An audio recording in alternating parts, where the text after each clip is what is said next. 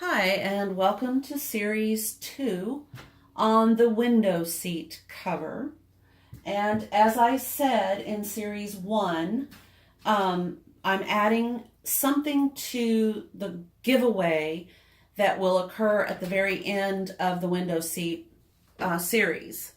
The first giveaway item that was added to the box of goodies was this Contessa women's nightgown that is smocked. It has a smocked yoke. It's very pretty. Small, medium, and large. And the second item that will be added to the giveaway box, and I'm thinking a minimum of 10 items will be in the giveaway, is this Splendid Silk Ribbon Embroidery Embellishing Clothing, Linens, and Accessories book by Chris Rankin. This book was for sale, literally for sale in my shop. You can see I'd scratched out the $14 price tag.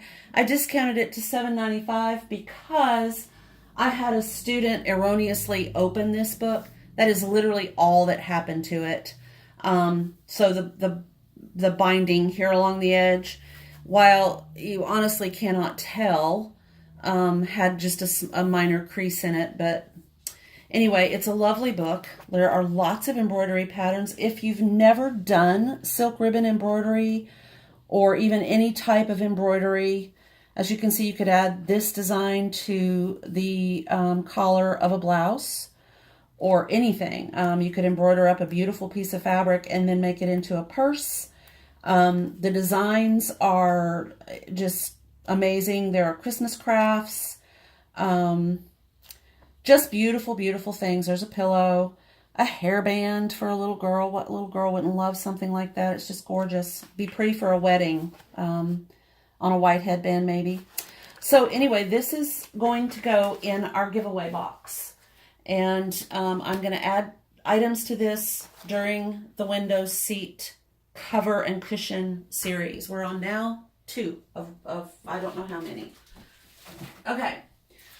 So my measurements for the window seat are finished 74 inches long. It means from one end to the other end, and the window is out here somewhere.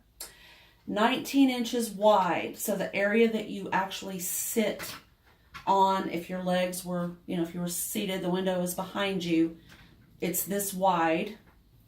So those are the measurements: 74 long, 19 wide, finished. Okay, I'm using, as I said before, a beautiful heavy linen. And I've actually not recorded for 2 days because I've been trying to decide how I wanted to make the 2 cushions. Until I get the 2-inch foam that is 74 inches wide, I'm going to simply work on the 2 cushions. Now, my daughter does not want like a gusset going around the cushions. She does not want binding around where the seams meet. She wants simple cushions that will have a piece of sewn on Velcro that will meet up with Velcro on the actual window seat that will hold these 2 cushions in place. So that, because it's going to be split into 2, so there'll be a cushion and a cushion. On the window side, we're going to be doing accent pillows. This is a pillow form with this daisy print fabric. I know everybody has seen it. I made this one evening. I'm going to end up putting a little bit of polyfill in the corners to keep it nice and tight, but this will be one of the accents. I've got a couple of other fabrics that I plan to use just to have some little pillows along the back edge where the window is. So what we have to do now is we know we're going to divide our 74 into 2. And that's going to be 37 inches. So each of the 2 pillows finished, one beside the other, will be 37 inches long by 19 inches wide finished. So I will need to cut the 2 pieces of fabric that I have. This, I don't know why my iron just decided to spit on me, but it did. I know they do that sometimes. That's an old Rowenta that I've had for many, many years. Each of these pieces of fabric are, I think 50, if I remember correctly, they're 50 something inches. If I just fold it in half, I can get a quick rough estimate. Where is my little measuring tape? Here he is.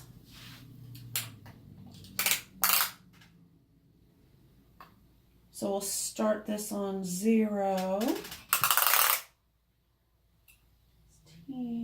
So these are 56 inches wide. So from here to here is 56 inches.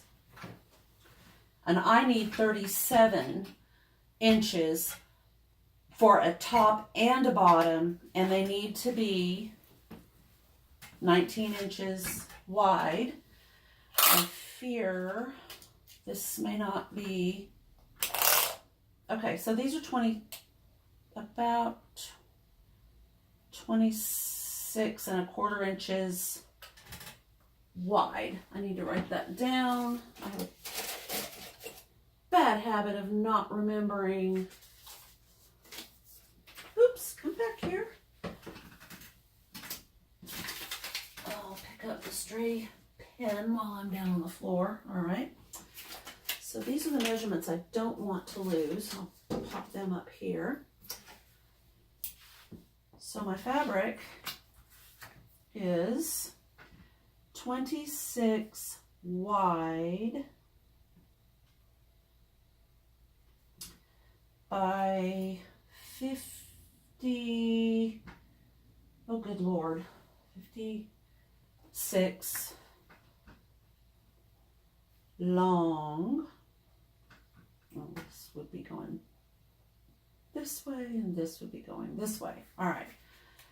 All right, so now I have a visual of my measurements, which is extremely important to me. I know a lot of people can hang on to that information in their head, but I, for some reason, am not able to do that. So I have enough width. I can do the 19 inches out of what I have right here with a seam allowance that I like. When I'm doing home deck, I want to use a nice, good 1/2 inch seam allowance. I just feel like that's very important in construction of those types of items. All right, so both of these pieces have been cut. If I'm not mistaken, they are identical, sort of. This one's a little bit shy of 26, but not by much. Okay. All right. I'm going to press this delightful linen fabric. Check it for flaw. Sometimes there will be, especially on a natural weave, you might find where the threads just kind of globbed up. Like on a silk dupioni, a lot of times the slub looks like a flaw, but it's not really a flaw. That's what makes that fabric so lovely. Okay, not really seeing any issues yet.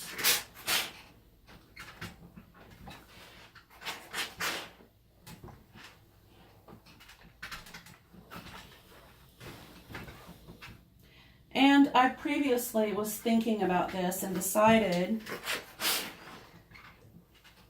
that I'm going to use some non-fusible interfacing. I have 5 yards of just regular, nice upholstery grade interfacing that I'm going to just 505 to this fabric, And then after I get these constructed, as per my daughter's wishes, I'm going to fill them with polyfill. They will basically just be cushions. Nothing really fancy. Okay, so I didn't really see any kind of an issue with this. Oops, there we go, this fact. Oh, it might be time to replace the Rowenta. It seems to be having fun spitting at me today. That's a new habit it's picked up. And I've had it for so many years.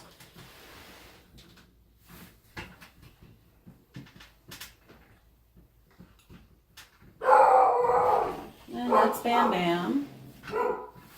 We have a fenced-in yard, and right outside of our fence, we live on a corner lot. Right outside of our fence, we have a sidewalk. So we have a lot of pedestrian activity.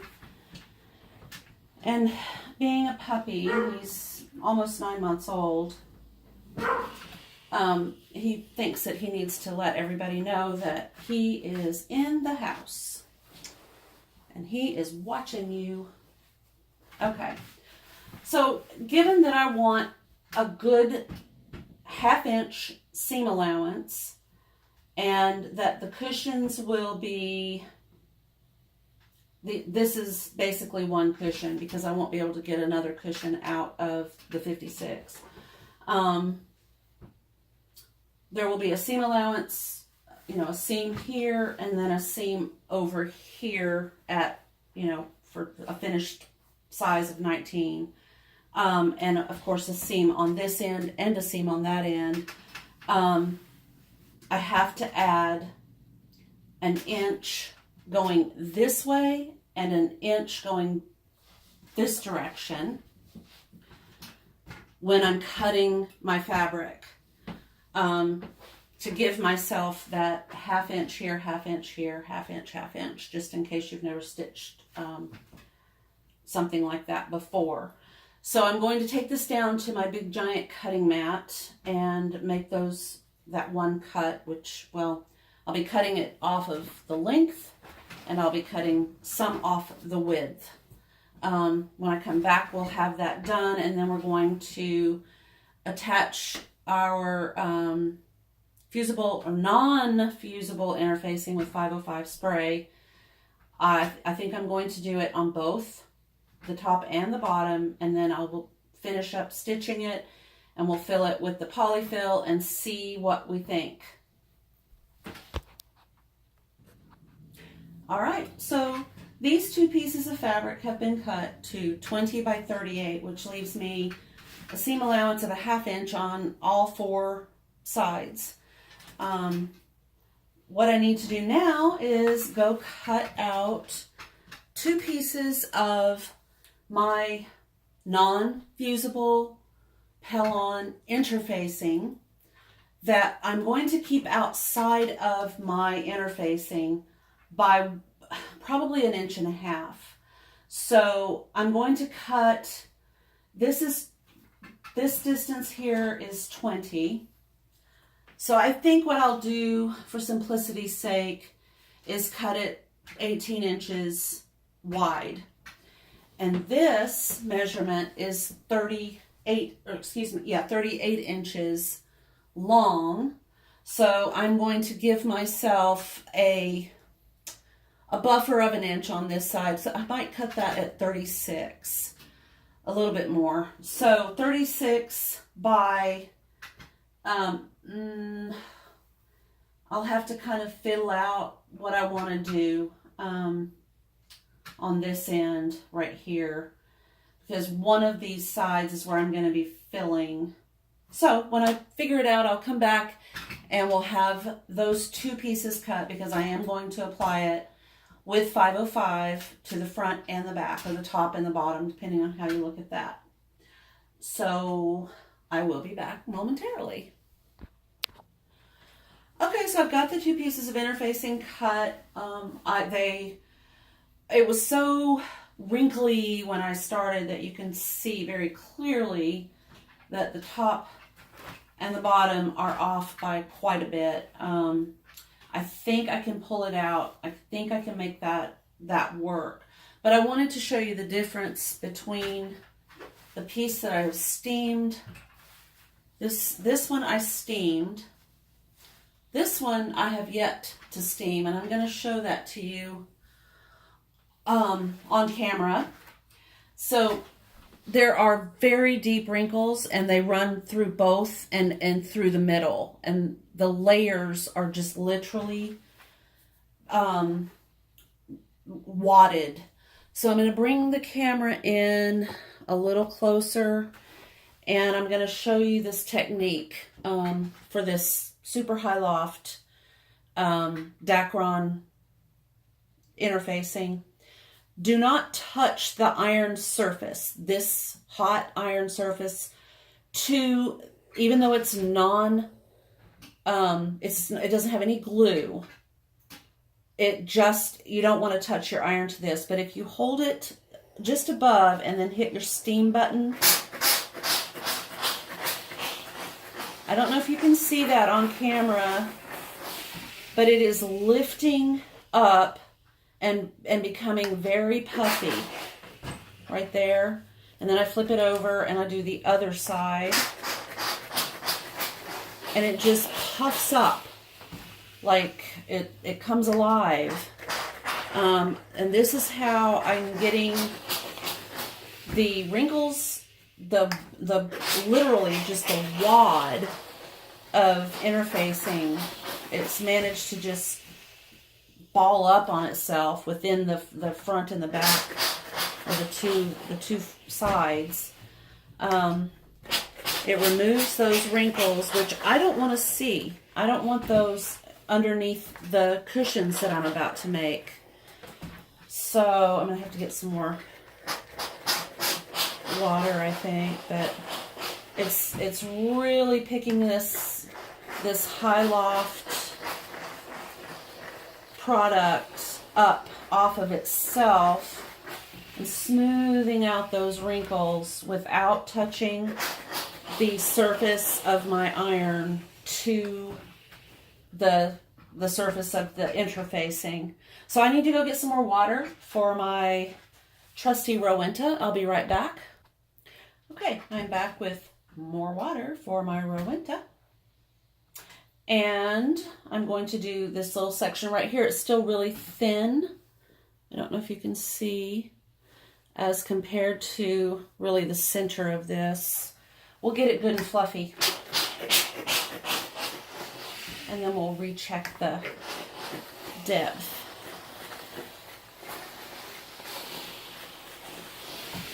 And it just seems like it's just, you could do this all day and you'd end up with a house full. It would just fill every nook and cranny. Okay.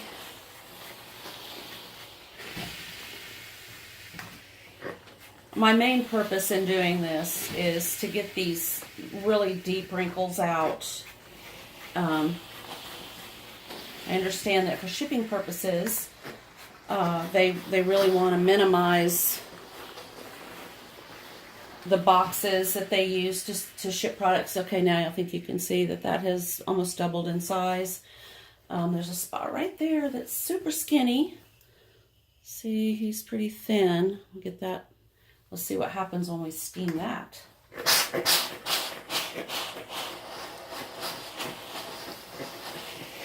Okay. And again, it has almost doubled in size. All right, so my two pieces of interfacing are ready to rock and roll on this cushion. It's just one cushion, top and bottom, front and back, however you choose to look at that. So I'm going to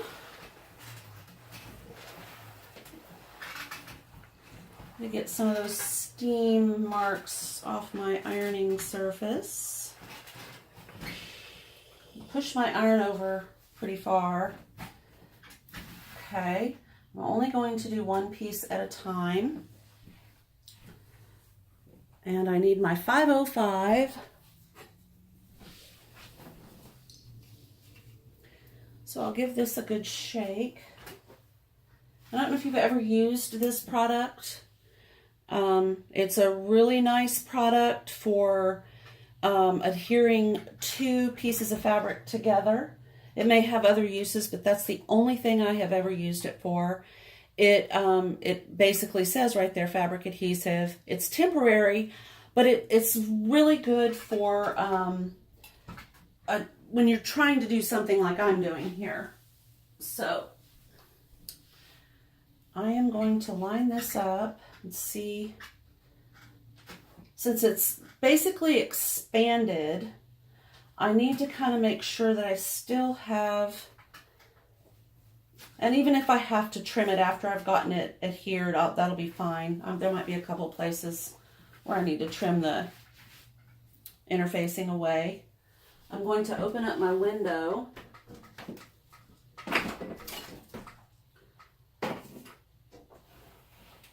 For a little bit of ventilation there. Spray that down and then press this kind of where I want it. Okay. Slide this up, roll that back.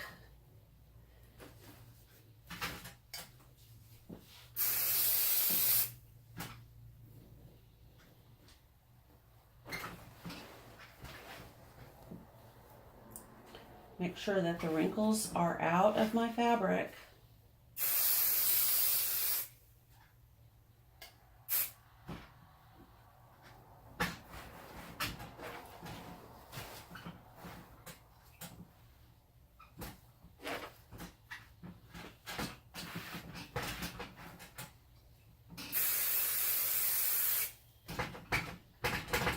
Okay, now I'm going to flip this over and kind of run it this way.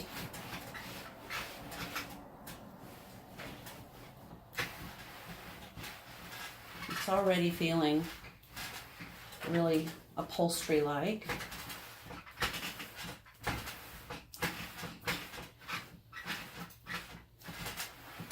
Okay, so that one is set.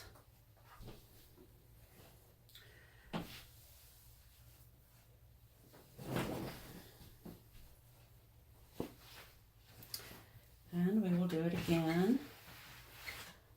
This one kind of fell on the floor, so I'm going to give it a cursory little press. I'm obsessed with keeping this linen just completely wrinkle-free, but, you know, it's the small details, right? I love this fabric. Oh my goodness, it'd make a gorgeous coat. So weird. All right, move my iron. Make sure we're not sitting on something plastic.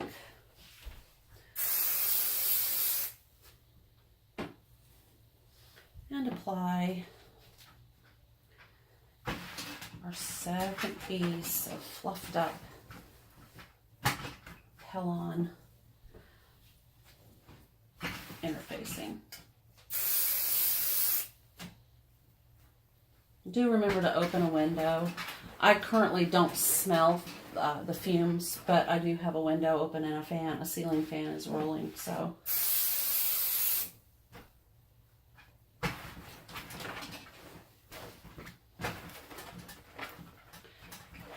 just wonder sometimes how things got made before the advent of these wonderful products like this. I'm sure it was a lot more work. Oops. All right, I managed to get a wrinkle, so I'm gonna smooth it out. Fortunately, it is a temporary adhesive, and you can pick it up and move it if you have to. That's if you spray lightly. To be honest, I don't know what would happen if you just absolutely coated both pieces of fabric in a heavy spray. It might stay that way forever. I don't know. Okay, now as I said, I did not want this in the seam allowance. So I'm going to trim this that managed to float over here to, and on this side as well. I don't use scissors that I cut normal fabric with when I'm cutting this type of product. It might have zero effect, but I don't want to take a chance on dulling my really good fabric scissors. And I always seem to have a pair of scissors that I can use for cutting paper, or as my husband likes to do, for some reason, wire. Okay, and of course make sure you're not cutting through on your fabric. That would be very upsetting. Very, very. Okay, and I need to do this on both sides, both pieces, because there was a little bit of float over on the other one. And I'm not too concerned that this completely, you know, be in this inside, because I am going to use some polyfill. I think I would have chosen a foam, and that's why I actually went back later and bought a 2-inch piece, or 2-inch thick piece of foam for the main part of the window seat. But she chose to use polyfill. I don't see anything wrong with it. It's just not what I would have chosen to do. Okay, I'm not too worried that that's not sticking, because it's really held down very well in the middle there. So let's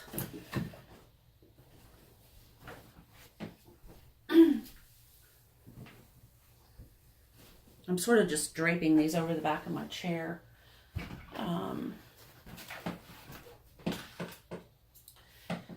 Pull it away. And then just cut, you know, what you feel like you would need to cut. I'm happy with what I've got here so far. Just trying to make sure I don't cut into the fabric. Stick that in there. Okay. And it looks like we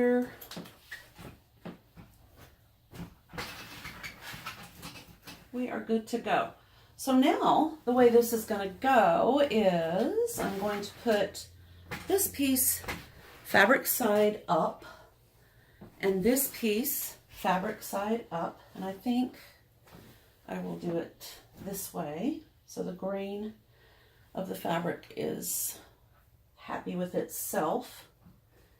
And I am going to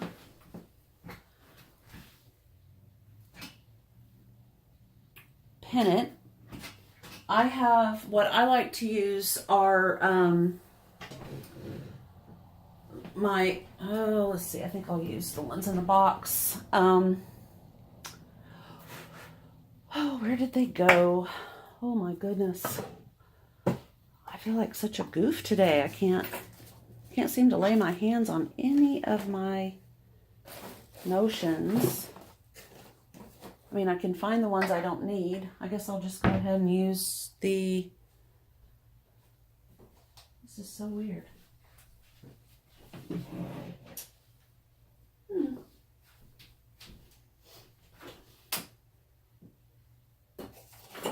Okay. So what I have are super long glass head pins. I don't really have any pins that are not glass head. I can iron over them.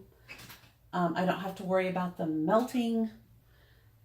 It's just my preference. So what I'm going to do is because they're so long, I don't know if you can see this, they do lose a little bit of the integrity of the pin, meaning they're a little weak. They will hold this linen just fine. But I'm going in, out, in, out. So I'm kind of double pinning with one pin.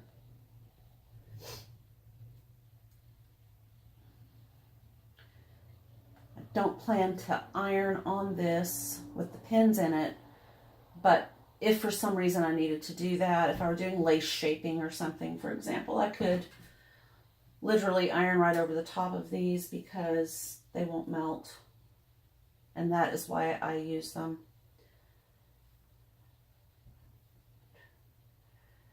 All right. So I'm going to continue to pin all the way around. And because this is a large item, and because I know myself very well, I need visual clues. What I'm going to do is take my friction pin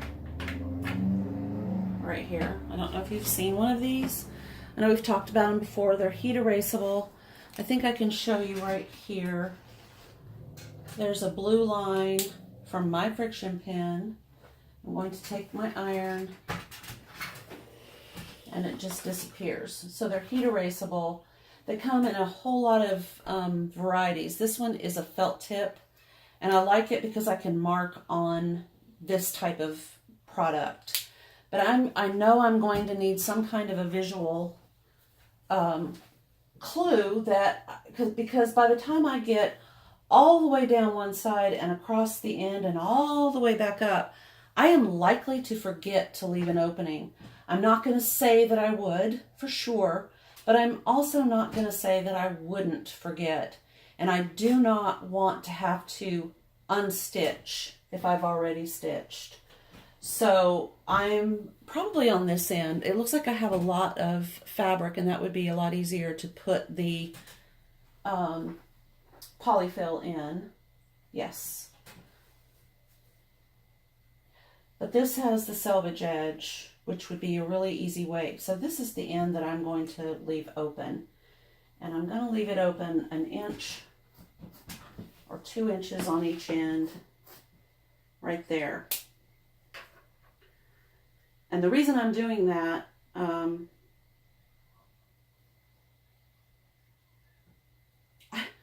sorry I stopped talking, but I swear I hear a chicken outside, and there just aren't any chickens.